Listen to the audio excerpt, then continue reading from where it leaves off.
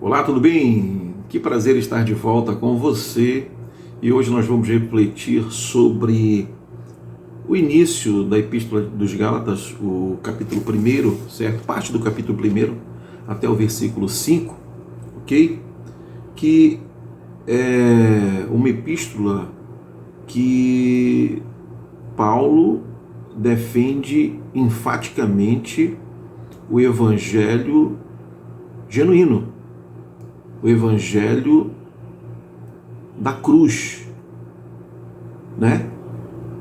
Então, ali naquela região, justamente no Império Romano, quando o evangelho foi disseminado, o evangelho foi pregado, certo? Muitos gentios receberam o evangelho, a palavra, aceitaram o evangelho, né? O Senhor Jesus os recebeu, com certeza, né? E nesse momento, certo? Surgiram, ok? Discussões sobre a necessidade destes gentios, desta igreja dos Gálatas, se circuncidarem, certo? Com relação à circuncisão, ok? Então, esta discussão ela aparece ali em meio à igreja, e o que é que acontece? O apóstolo Paulo, né, que fundou esta igreja na Galácia, que fica numa região que hoje faz parte da Turquia, certo? Ele vai justamente confrontar aquilo que ele denomina como um falso evangelho. Um falso evangelho, certo? Então várias pessoas estavam dizendo, aqueles cristãos lá da igreja, que para poderem serem justificados, eles precisavam obedecer à lei de Moisés, certo? Então Paulo, através desta epístola, ele vai responder justamente, né? E nesta resposta ele vai se levantar e argumentar contra essas falsas doutrinas, certo? Às vezes ele vai se tornar forte na sua palavra e chocante justamente estas verdades, certo? Então Paulo ele vai denunciar este falso evangelho, ok? E ele vai procurar trazer de volta para a fé verdadeira aqueles que estão se desviando do caminho certo, certo? Vai falar sobre a sua experiência com relação à sua autoridade quanto apóstolo, tá certo? E ele vai provar ali que em uma reunião em Jerusalém, ele recebeu aprovação, certo? Para continuar anunciando a mensagem de salvação. E que a salvação depende tão somente da fé, certo? Tão somente da fé. E não das leis mosaicas, da lei mosaica, ok? Então ele inclusive enfatiza sobre Abraão, certo? O pai povo escolhido, e ele mostra que Abraão foi justificado por Deus não por causa das suas obras, mas porque teve fé em Deus. Ok? Então, nós podemos até mesmo intitular esta reflexão sobre a finalidade da cruz, a finalidade deste sacrifício, a finalidade da morte de Cristo Jesus, certo? Para a humanidade. Podemos ver aqui, no capítulo 1, Paulo apóstolo, não da parte de homens, nem por intermédio de homem algum, mas por Jesus Cristo e por Deus Pai, que o ressuscitou dentre os mortos. Certo? Então, Cristo ressuscitou dentre os mortos. E este Cristo se apresenta no caminho para Saulo, ele cai e ali ele tem um encontro que o transforma totalmente, certo? Em o que perseguia os cristãos, agora será um dos perseguidos, certo? E todos os irmãos meus companheiros, as igrejas da Galácia, graça a vos outros e pais da parte de Deus, nosso Pai e do nosso Senhor Jesus Cristo, o qual se entregou a si mesmo pelos nossos pecados para nos desraigar deste mundo perverso, segundo a vontade do nosso Deus e Pai, a quem seja a glória pelos séculos dos séculos. Ok? Então, uma primeira finalidade que nós podemos refletir sobre a cruz, ela vem nos remir de toda iniquidade. A morte de Cristo, ela tem essa finalidade de remir a humanidade de toda a iniquidade, certo? Somos pecadores remidos pelo sangue de Jesus, ok? Nós não somos salvos, nós não somos pecadores lutando para ser salvos. Somos salvos lutando contra o pecado, tá certo? Pecadores remidos. Em Tito 2,14 nós podemos encontrar a seguinte palavra: ele se entregou por nós a fim de nos remir de toda a maldade e purificar para si mesmo um povo particularmente seu, dedicado à prática de boas obras. Então, esta finalidade é justamente ele se entregou por todos, pela humanidade perdida, pecaminosa, destituída, maldita, até então debaixo de maldição, a fim de nos remir de toda a maldade,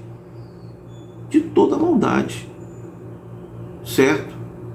E purificar para si mesmo um povo particularmente seu. Então, quando nós entendemos o Evangelho, quando nós cremos no sacrifício, quando nós realmente nos entregamos, de fato, de verdade, ao Senhor Jesus, ok? Isto não é religião, certo? Estamos sendo separados, estamos nos tornando particularmente seus. Que bonito é isto, né? Então, e a nossa vida, ela vai ser uma constante prática de fazer o bem, de fazer o bem, de a prática de boas obras, certo? Porque nada mais verdadeiro, nada mais significante, nada mais maravilhoso é fazer o bem, certo? Sermos justamente multiplicadores e praticantes e vivenciarmos em nós e naquilo que fazemos os frutos do Espírito Santo de Deus, certo? Então esta é uma das finalidades da cruz. Uma outra é conduzir-nos a Deus. A finalidade da cruz é conduzir-nos a Deus. Nós temos que olhar para a cruz e prosseguirmos, né? Prosseguirmos, ok? Esta finalidade, Pedro fala que no 1 Pedro 1, 18 a 19, sabendo que não foi com coisas corruptíveis, certo?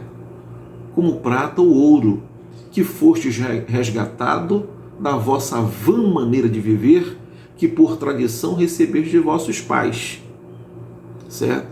Então aqui ele já menciona sobre a questão da lei, certo?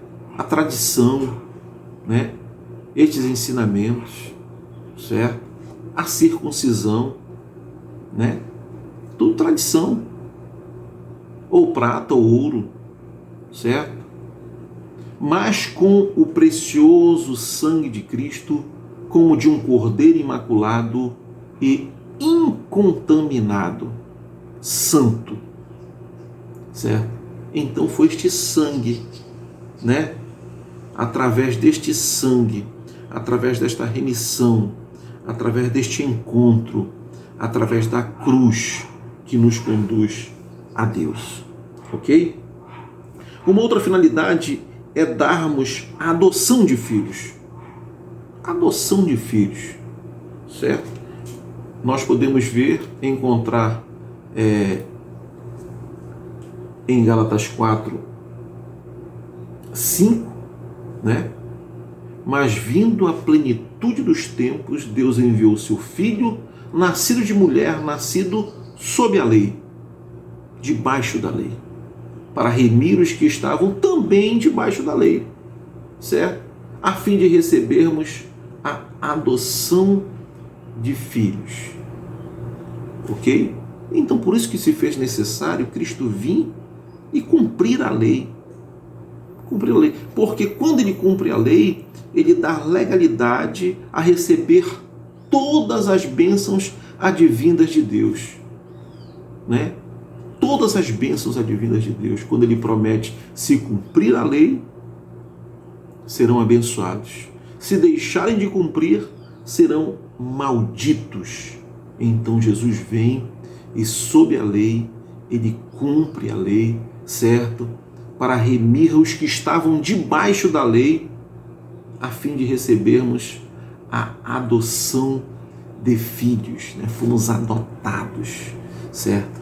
Fomos recebidos pelo intermédio de Cristo, né? Cristo na cruz reconcilia a humanidade a Deus, tá certo? Uma outra finalidade da cruz é desarraigar-nos do mundo perverso.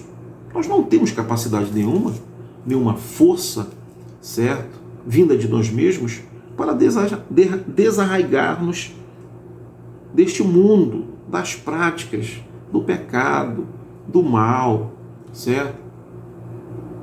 Da corrupção, da maldade, ok? Então, esta é uma finalidade também da morte de Cristo. Nós podemos encontrar uma referência em Gálatas 1:4, o qual se deu a si mesmo por nós, por nossos pecados, para nos livrar do presente século mau, segundo a vontade de Deus, nosso Pai. Então, plano de Deus efetivado sobre a humanidade para livrar esta humanidade da perversidade, da maldade, certo? Da maldade. Tá bom? Um outro benefício, uma outra finalidade da cruz é mostrar-nos um novo modo de vida. Um novo modo de vida. Não nos resta dúvida quanto àqueles que justamente entendem o Evangelho, praticam o Evangelho, vivem o Evangelho. É possível, claro, viver uma nova vida. Quantos são aqueles que justamente estão praticando a maldade, são escravos da maldade e não estão bem, não se sentem bem, né? São prejuízos relevantes que a humanidade tem recebido em virtude da prática do mal. É a morte, é a miséria, é a ruína, é a fome, certo? É o desespero, é a loucura. Então, são coisas, são resultados da prática de viver uma vida, certo?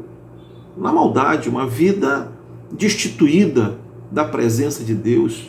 Então a cruz, ela mostra-nos um novo modo de vida, ok? Este modo de vida que aqui em 2 Coríntios 5,15, e ele morreu por todos, para que os que vivem não vivam mais para si.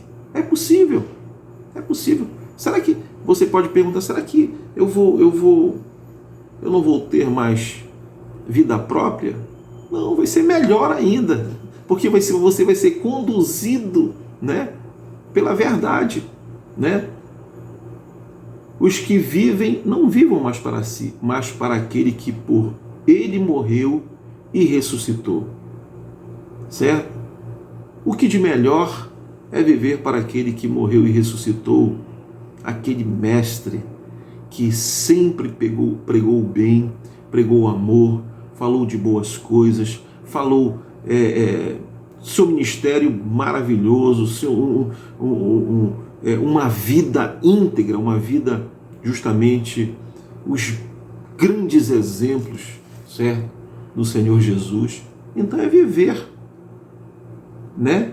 Mas para aquele que por ele morreu e ressuscitou. Então ele morreu por nós, ressuscitou por nós, e nada melhor do que justamente vivermos para ele, com ele, ok? E termos essas nova perspectiva de vida, um novo procedimento, novos caminhos, certo? Nova visão, nova ótica, nova formas e procedimentos de viver, né?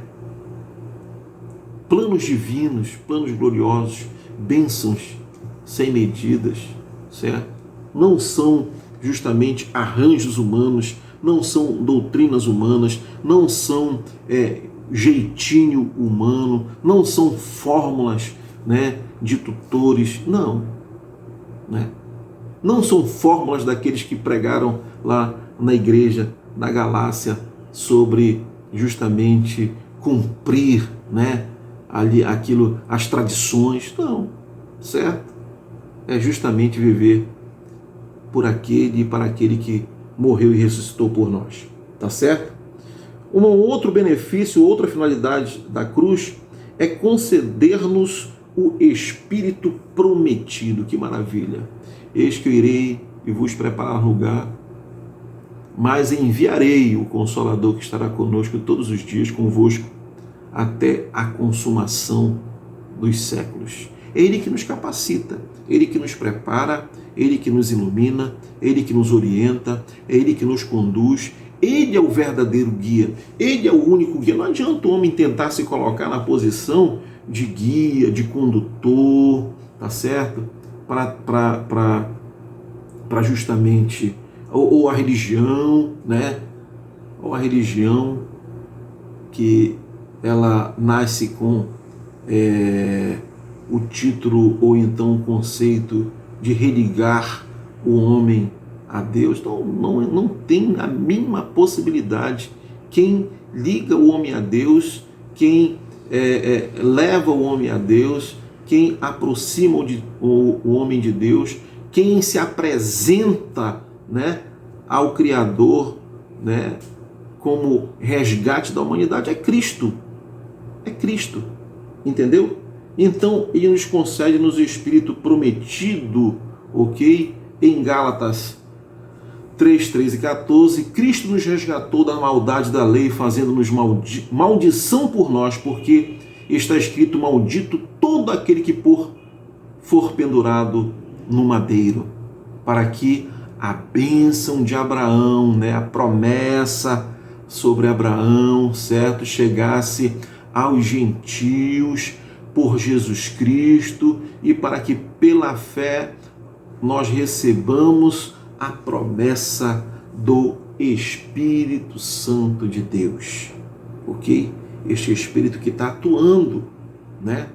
Atuando hoje sobre a humanidade, sobre a minha vida, sobre a sua vida, sobre a sua casa, sobre a sua família, sobre os nossos caminhos, sobre os nossos projetos, ideais, metas, sonhos. Ele que nos conduz. Isso não é religião. Está para todos nós, certo? Isso vai muito além daquilo que se propõe a religião, tá certo? E a última finalidade, para concluirmos, é fazer de Jesus o Senhor sobre todos. Esta é a finalidade da cruz, esta é a finalidade do Calvário, esta é a finalidade da morte, esta é a finalidade da vinda, do nascimento, do ministério, certo? Da morte e ressurreição, é fazer de Jesus o Senhor sobre todos. Romanos 14, 9 nos diz o seguinte: porque foi para isto que morreu Cristo e ressurgiu e tornou a viver, e ressurgiu e tornou a viver, para ser Senhor tanto dos mortos como dos vivos, de todos, certo? Então, queridos, é maravilhoso, certo? E o que acontece na última parte da epístola, lá para o final, nós iremos chegar lá num dado momento, certo? Então,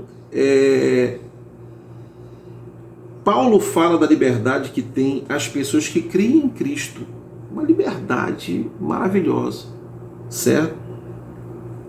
E como esta liberdade se torna realidade na vida cristã, na sua vida, em minha vida, em nossas vidas, se torna uma realidade, ok?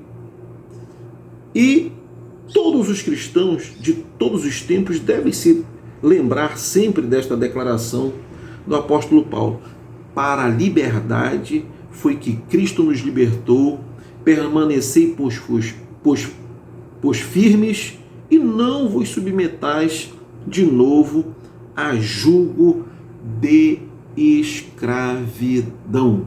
Brevemente nós iremos trazer uma reflexão com relação a este versículo, este capítulo, este versículo, esta passagem bíblica, tá certo?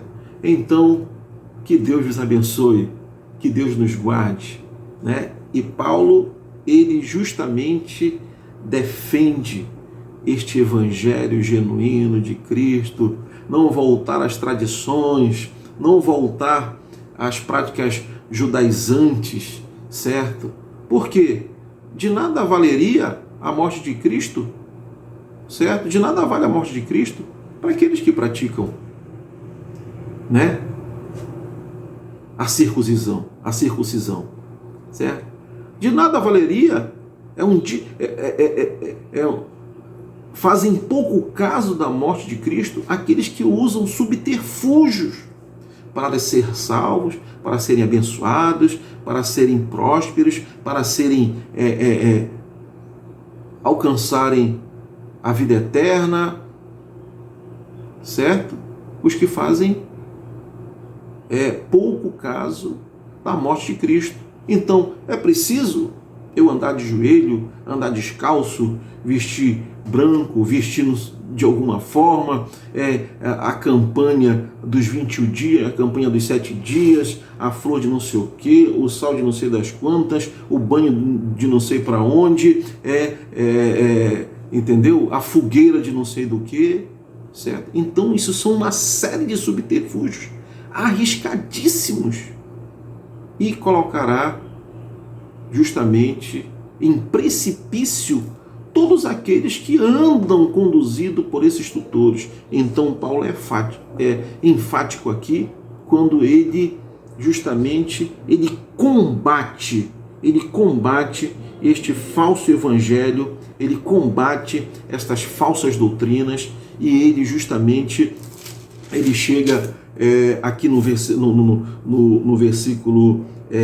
8, muito bem conhecido de todos nós, do primeiro capítulo: mas ainda que nós, ou mesmo um anjo vindo dos céus, vos pregue evangelho que vá além do que vos temos pregado, sejam malditos, sejam anátemas. Ok? Que Deus os abençoe em nome do Senhor Jesus. Graça e paz. Shalom. Até a próxima. Tchau, tchau.